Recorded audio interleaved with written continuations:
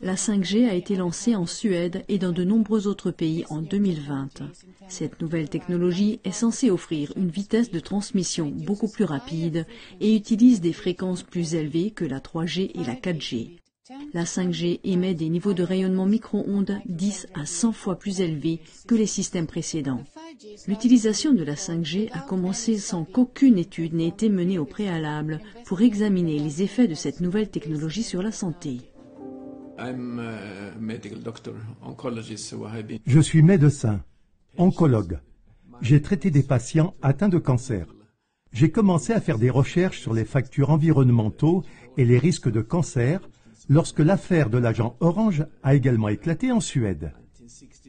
C'était dans les années 60 et 70. Et j'ai eu des patients à la fin des années 70 ou dans les années 80 avec un type particulier de cancer provenant de l'agent Orange pulvérisé dans les forêts. À l'époque, on ne savait pas trop qu'il s'agissait d'un problème de dioxine, d'empoisonnement au TCDD.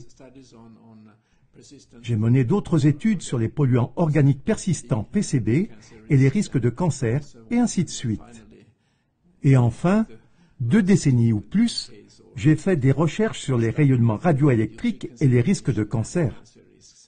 Nous avons publié un certain nombre d'études sur les risques de cancer, en particulier sur l'utilisation du téléphone portable et les risques de cancer pour le cerveau, le gliome et aussi pour l'ouïe, le neurinome acoustique. Notre étude et d'autres ont démontré qu'on a 2 à 3 fois plus de risques de cancer si on a utilisé son téléphone portable pendant plusieurs années, 10 ans ou plus.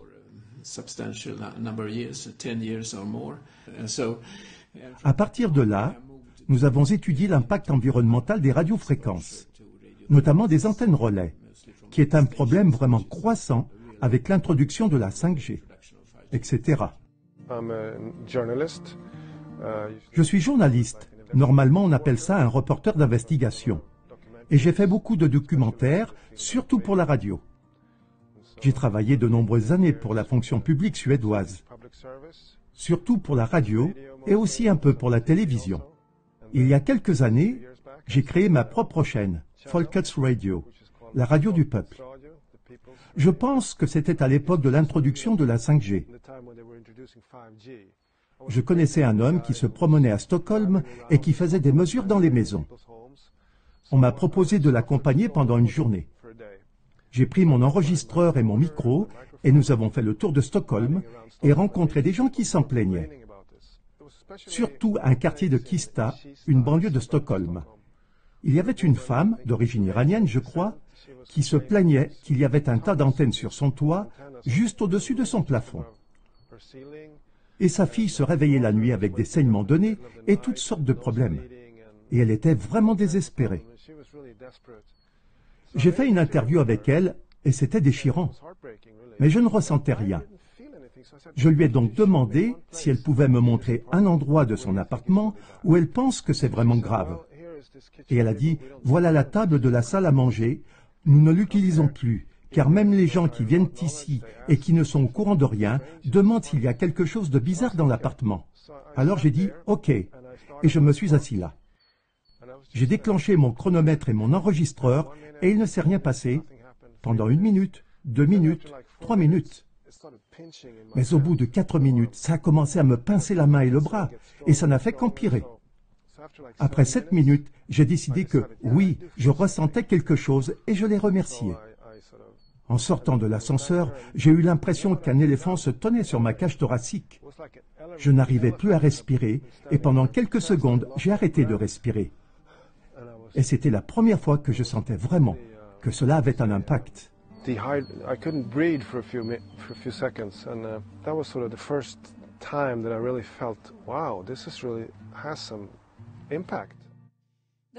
Le fait que la 5G ait été lancée sans études de sécurité préalable a mis en colère certains scientifiques qui avaient demandé que des études de sécurité soient réalisées avant le lancement de la 5G.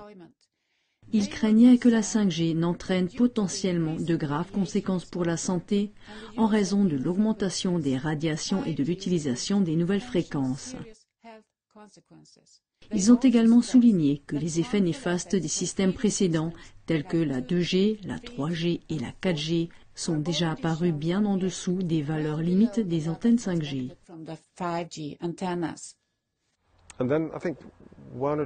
Un an ou deux plus tard, j'ai emménagé ici et j'ai ressenti une sorte de douleur dans la poitrine. Et je pensais qu'en temps normal, je n'aurais pas ça. Je me suis demandé pourquoi j'avais ça. Mais comme j'étais en train de réfléchir à ce sujet, il m'est venu à l'esprit. Et si cette antenne 5G m'affectait vraiment? J'ai donc demandé à l'une des personnes que j'ai interviewées, qui possède ce type d'appareil de mesure, des CEM, s'il pouvait venir chez moi et faire des mesures. Il l'a fait et il a dit « Oh, effectivement, les valeurs sont assez hautes dans votre chambre. » La Fondation suédoise pour la protection contre les radiations a été contactée par plusieurs personnes se plaignant de divers symptômes après l'installation de stations de transmission 5G à proximité de leurs appartements ou maisons. Troubles du sommeil, maux de tête, vertiges, problèmes cardiaques. Ce sont exactement les mêmes symptômes que ceux qui ont été découverts dans les études scientifiques menées ces 25 dernières années chez les personnes vivant à proximité d'antennes de téléphonie mobile. Le professeur Lennart Hardell avait proposé que nous étudions les effets sur la santé et les niveaux de rayonnement de la 5G. Jusqu'à présent, nous avons publié 8 études de cas et un résumé de ces études. Il est effrayant de constater que ces études de cas sont jusqu'à présent les seules à avoir examiné les conséquences de la 5G sur la santé des personnes dans la vie réelle. Ce type de recherche, pour autant que je sache, n'est effectué nulle part ailleurs dans le monde. Mais il y a eu des rapports de cas, des personnes qui ont fait part de leurs symptômes après l'installation de la 5G dans leur immeuble ou de l'autre côté de la rue. Ils ont eu ces symptômes typiques que l'on peut classer dans le syndrome des micro-ondes avec des maux de tête, de la fatigue, des troubles du sommeil, etc. Il peut bien sûr y avoir des douleurs musculaires et des problèmes d'estomac ou de cœur.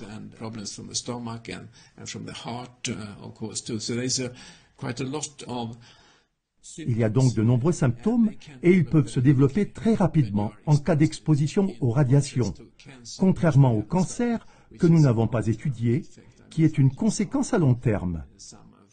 La 5G a été lancée en Suède il y a 4 ou 5 ans, en 2020. Et le cancer en conséquence se verra dans 10, 15 ou 20 ans. On a à la fois le risque de cancer comme conséquence à long terme, mais on a aussi ces symptômes aigus que certaines personnes développent et d'autres pas. Beaucoup l'ont probablement déjà, mais ils ne sont pas conscients du lien avec les rayonnements radioélectriques. De plus, c'est comme les études de provocation classiques, parce que la plupart de ces personnes ont dû quitter leur bureau ou leur maison pour aller vivre ailleurs. Et ensuite, leurs symptômes disparaissent en très peu de temps, en quelques jours. I have lived in my apartment almost 30 years. Je vis dans mon appartement depuis près de 30 ans. Et j'avais des antennes relais pour la 3G et la 4G à proximité de mon domicile depuis de nombreuses années. Mais après que la 5G a été déployée, beaucoup plus d'antennes ont été installées. Les éléments d'antenne étaient 3 fois plus grands. Ce qui m'a inquiété, c'est que je voyais qu'ils étaient directement orientés vers mon appartement. Et l'antenne était placée sur une maison plus basse que celle où je vivais. Elle était donc juste devant ma maison, et j'ai mesuré plus tard, elle était à environ 22 mètres de mon appartement. La première semaine, j'ai remarqué ce schéma, à savoir que je ressentais de fortes palpitations tous les soirs à 22 ou 23 heures. Et cela a duré toute la nuit, jusqu'à ce que je quitte la maison le matin. Et je me suis souvenu qu'à l'approche du week-end, les palpitations ont duré du vendredi soir au lundi matin. Je n'avais plus d'énergie. J'ai commencé à avoir des maux de tête. Mon ex-petite amie est venue me rendre visite. Après être restée assise dans mon salon pendant une demi-heure, elle a ressenti une douleur dans son cerveau, s'est mise à pleurer et à demander Qu'est-ce qui se passe ici? Est-ce que c'est l'antenne? L'antenne 5G? Qu'est-ce qui se passe ici? Antenna, 5G antenna, what's happening here?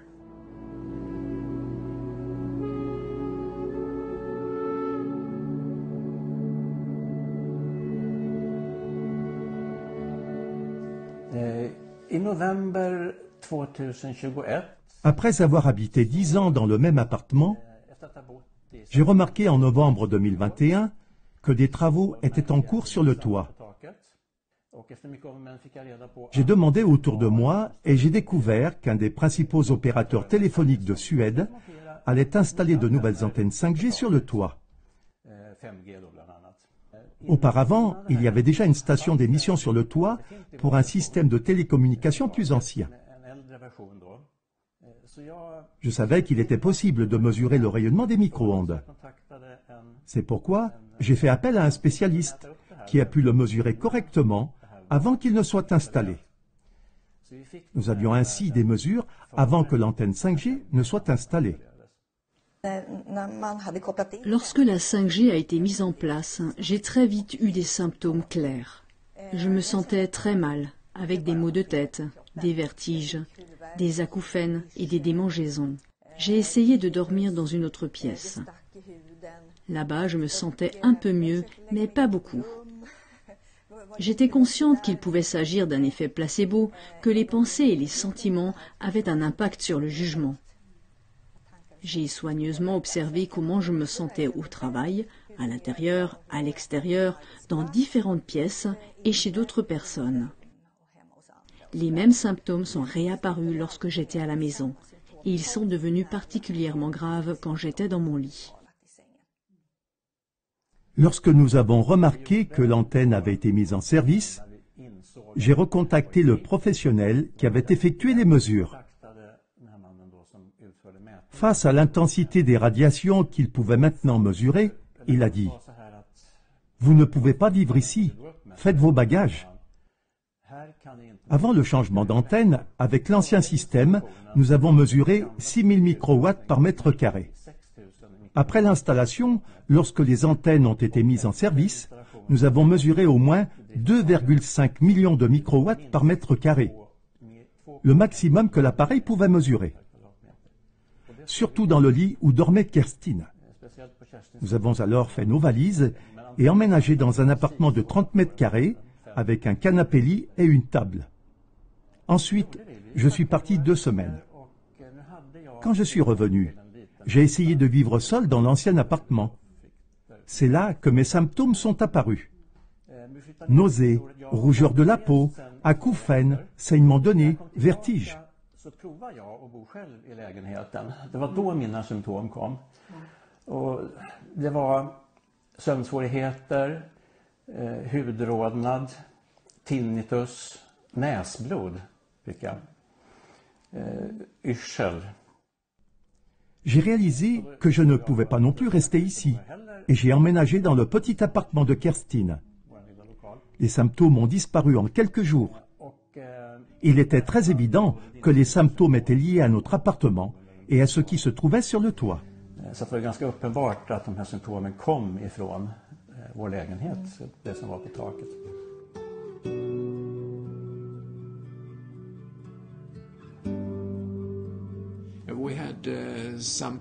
Dans certains cas, nous avions des mesures auparavant. Elles n'étaient pas très basses, mais c'était une autre technologie. Peut-être quelques milliers de microwatts par mètre carré, mais c'était alors la 3G ou la 4G, les types de rayonnement qui existaient avant la 5G. Mais quand la 5G a été installée, les habitants ont très vite eu des symptômes. C'est intéressant de voir que ces personnes ont effectivement supporté les rayonnements des générations précédentes. Mais avec la 5G, ils ont eu ces innombrables symptômes.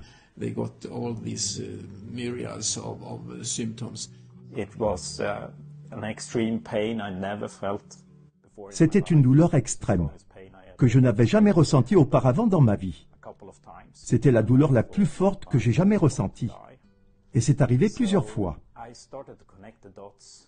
J'ai cru que j'allais mourir. Alors j'ai fait le lien entre tout ça et j'ai réalisé que quelque chose n'allait pas avec l'antenne.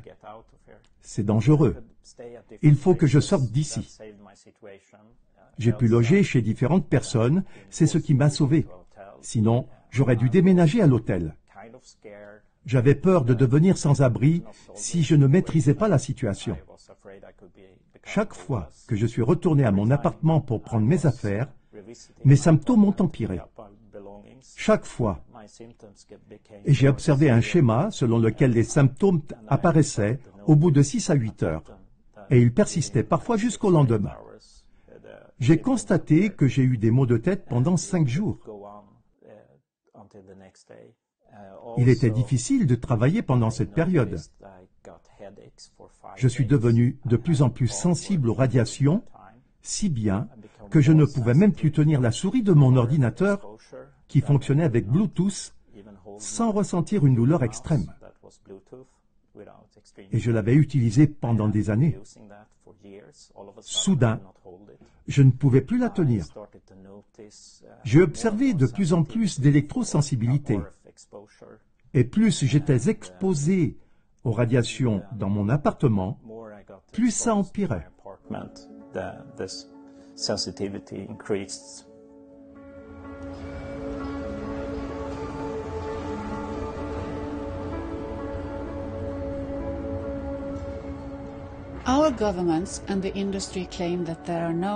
Nos gouvernements et l'industrie affirment qu'il n'y a pas de risque pour la santé avec les radiations 5G parce que nous avons des soi-disant limites qui nous protègent des dommages.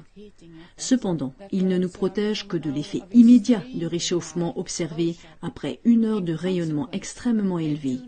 Ils ne nous protègent donc pas des autres conséquences d'un rayonnement à long terme, comme le cancer, les troubles du sommeil, les maux de tête, les problèmes cardiaques ou d'autres effets nocifs qui ne sont pas dus à la chaleur.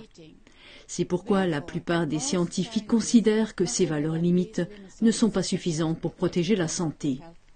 Pourquoi les valeurs limites ne protègent-elles pas? La réponse est qu'elles sont importantes pour l'industrie. Ces limites adoptées par la plupart des pays ont été recommandées par des organisations influentes telles que l'ICNIRP, l'Organisation mondiale de la santé et la Commission européenne. L'ICNIRP et l'OMS ont toutes deux été critiquées pour avoir défendu les intérêts de l'industrie plutôt que ceux de la santé publique. Depuis de nombreuses années, l'Organisation mondiale de la santé a même reçu des dons de l'industrie des télécommunications pour faire progresser ses valeurs limites. Et l'ICNIRP a également été critiqué pour ses liens avec l'industrie.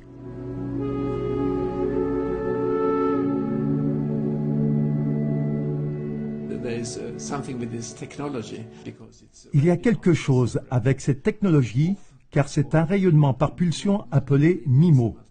Multiple Input, Multiple Output.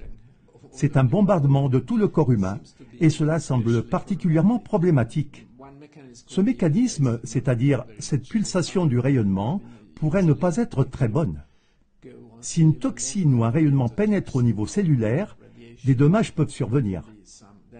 Mais normalement, il y a aussi un mécanisme de réparation dans les cellules. Avec la 5G, ce n'est pas possible. Parce que c'est si rapide et que les pulsations sont si élevées, il y a alors des effets toxicologiques pour le corps humain. C'est utilisé en radiothérapie pour l'irradiation du cancer. Au lieu d'appliquer la dose 1 fois par jour, nous pouvons la fractionner et donner la dose 2 fois, une dose de rayon le matin et une autre l'après-midi. Et nous savons que la même dose est beaucoup plus toxique pour la cellule cancéreuse lorsqu'elle est divisée en 2 doses par jour. Cela est lié au mécanisme de réparation, alors le corps n'a pas le temps de réparer les dommages causés par le rayonnement s'il est appliqué à intervalles rapprochés.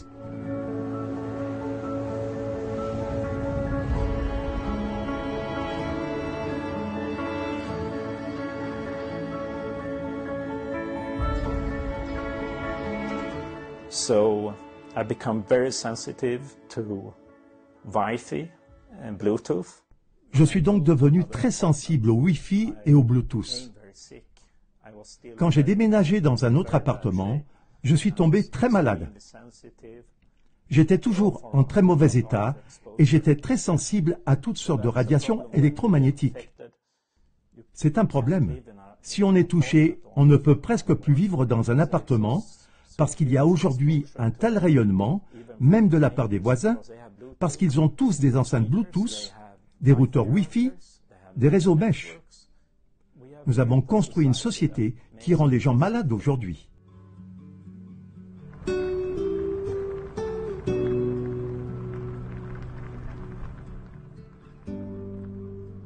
This is a presentation that a representative of the Ericsson company held. Il s'agit d'une conférence donnée en 2017 par un représentant de la société Ericsson sur les limites des CEM pour le déploiement du réseau 5G. La zone d'exclusion est la zone dans laquelle les personnes ne peuvent pas vivre ou séjourner pendant une longue période. Si Ericsson devait adopter des valeurs limites 100 fois plus basses, ou en d'autres termes, 100 fois plus strictes que les valeurs limites de l'ICNIRP, la zone d'exclusion serait si grande par rapport à la zone d'exclusion avec les valeurs de l'ICNIRP qu'il n'y aurait que la zone d'exclusion. Cela a donc une grande conséquence pour Ericsson, et ils ont conclu que la zone d'exclusion avec des valeurs limites ICNIRP 100 fois plus basses rendrait le déploiement de la 5G très problématique ou impossible. A major problem or impossible.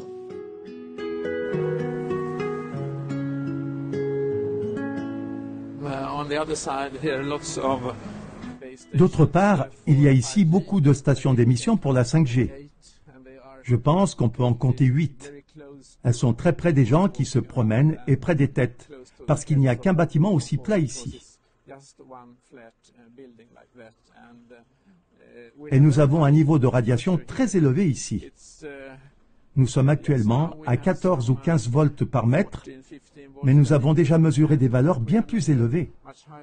Si on se déplace et qu'on arrive dans la direction du rayonnement, il sera beaucoup plus élevé, de l'ordre de 30-40 volts par mètre, ce qui est très proche de 50 volts par mètre, où l'on a constaté un risque accru de cancer dans les études sur les animaux. Cet endroit n'est absolument pas sûr, c'est un endroit où on peut avoir le syndrome des micro-ondes ou les symptômes provoqués par les rayonnements radioélectriques. La vieille ville est composée de constructions très rapprochées, avec des rues très étroites. C'est pourquoi ils ont mis en place un rayonnement très élevé des stations d'émission pour entrer dans la vieille ville. Cette technologie est mal développée et mal contrôlée par la société. Et bien sûr, les gens ne le comprennent pas ou n'en sont pas conscients, parce qu'on ne sent pas les radiations. On ne les voit pas, on ne les sent pas, etc.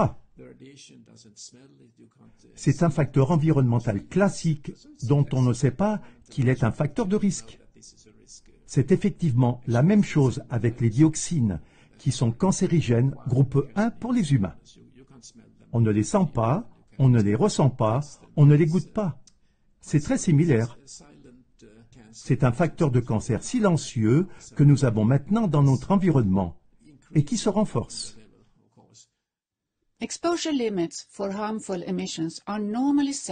Les limites d'émissions nocives sont généralement fixées pour protéger le public et l'industrie doit ensuite s'y conformer.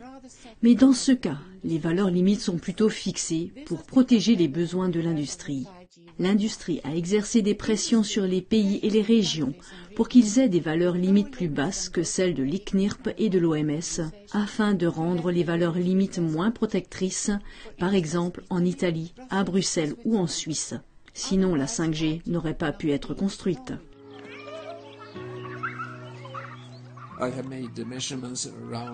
J'ai fait des mesures dans 10 écoles près d'Örebro, ma ville natale. Et il y a un très haut niveau de radiation dans la cour de l'école. Il s'agit de 10 000 microwatts, soit environ 30 000, 40 000 microwatts par mètre carré, ce qui est bien supérieur au niveau de toxicité relevé par différentes études. Nous constatons que toutes les tranches d'âge sont concernées. Mais nous savons, grâce à d'autres études tirées de la littérature, que les enfants sont généralement beaucoup plus sensibles que les adultes. Et c'est bien sûr un motif d'inquiétude. Par exemple, pour la situation scolaire. Nous utilisons beaucoup le Wi-Fi et nous savons que c'est un problème croissant pour les écoliers avec la fatigue, les maux de tête, et ainsi de suite.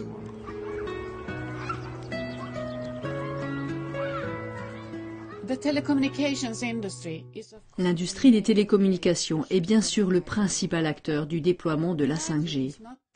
La 5G n'est pas nécessaire en priorité pour répondre aux besoins de la population, mais plutôt pour répondre aux besoins de l'industrie. Malheureusement, l'industrie n'a pas montré d'intérêt pour les résultats de nos études et pour les rapports sur les graves conséquences pour la santé de sa nouvelle technologie 5G. Au lieu de cela, des mesures ont été prises pour dissimuler les atteintes à la santé. Par exemple, un représentant d'Ericsson, le leader mondial des stations de transmission 5G, a écrit un email à l'éditeur qui a publié notre première étude de cas pour demander le retrait de notre article.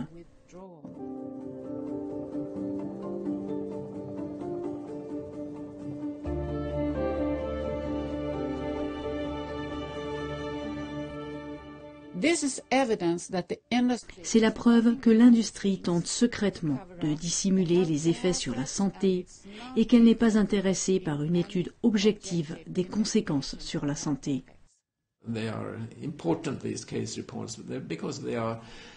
Ces rapports de cas sont importants, car ils sont des drapeaux rouges indiquant que quelque chose est en train de se passer. C'est le premier signal, comme les canaris qu'ils avaient au fond des mines à l'époque, pour voir comment ils réagissaient à la qualité de l'air. Quand ils tombaient malades, c'était le signe que ça n'allait pas. Si on regarde l'histoire, beaucoup de connaissances médicales ont commencé par des études de cas, comme des rapports de cas. C'est le premier signe que quelque chose ne va pas. Bien entendu, elles doivent être complétées par d'autres études et des séries de cas plus importantes.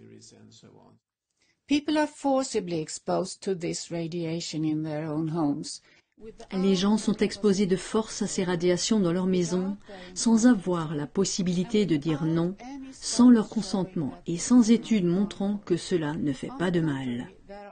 Au contraire, il y a de plus en plus de preuves que c'est nocif et de plus en plus de scientifiques mettent en garde contre les risques pour la santé. Cette situation est évidemment à l'opposé de ce que nous devons attendre d'une société démocratique. Cela montre que l'industrie a trop d'influence sur la manière dont la société gère ses risques. Cela montre également que ces organisations et agences comme l'ICNIRP, l'OMS et la Commission européenne prétendent protéger la population, mais ne le font pas.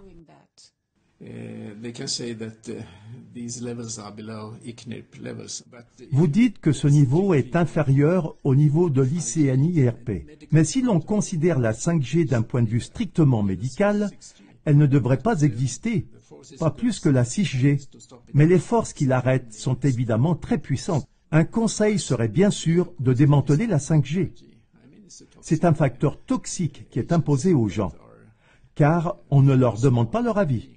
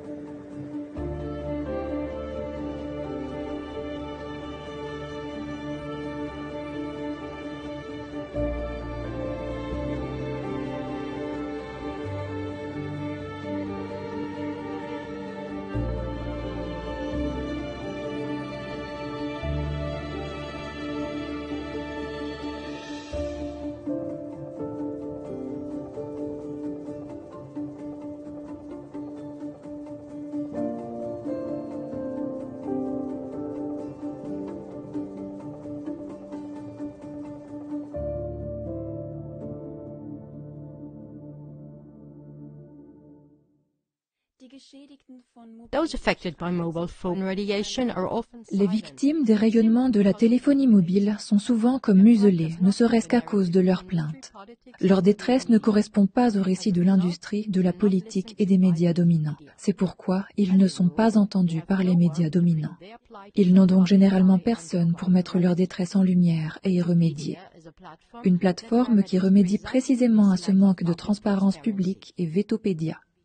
Vous avez été témoin de dommages causés par la téléphonie mobile? Notez-le sur Vetopédia, l'encyclopédie libre des contrevoix. www.vetopédia.org Si vous êtes vous-même concerné ou si vous connaissez des personnes concernées, inscrivez-vous. De cette manière, vous pouvez vous faire entendre et faire entendre votre détresse.